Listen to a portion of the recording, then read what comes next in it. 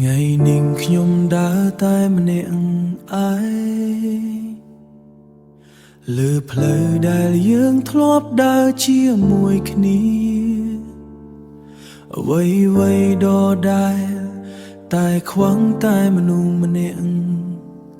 ដែលធ្លាប់ធ្វើឲ្យចិត្តខ្ញុំមានន័យរូបភាពចាំងមិនដែលលុបចេញសូម្បីពេលខ្ញុំខំភ្លេចប៉ុន្មានដងសំឡេងអ្នកនៅតែឮក្នុងចិត្ត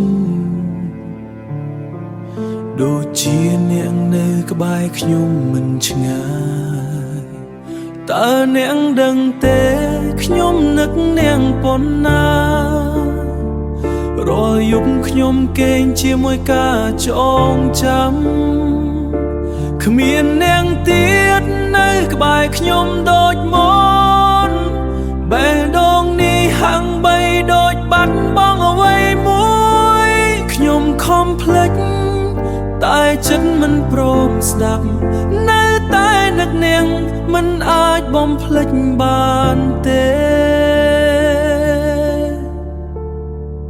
ពេលខ្លាំងខ្ញុំសួរខ្លួនឯងថាហេតុអ្វីស្នេហ៍យើងបែកបាក់បើអាចត្រឡប់ទៅថ្ងៃមុនវិញខ្ញុំនឹងរក្សាអ្នកមិនឲ្យចាកចេញតើអ្នកដឹងទេខ្ញុំនឹកអ្នកប៉ុណ្ណាទោះអ្នកមិននៅខ្ញុំក៏នៅរងចាំគ្មានអ្នកទៀតនៅក្បែរខ្ញុំដូចមុនបេះដូងនេះហាំងបីដូចបាត់បង់អ្វីមួយខ្ញុំខំភ្លេចតែចិត្តមិនព្រមស្ដាប់នៅតែនឹកនាងមិនអាចបំភ្លេចបានទេបើសិនអ្នកបានលឺបេះដូងខ្ញុំហើយសូមត្រឡប់មកវិញបានទេ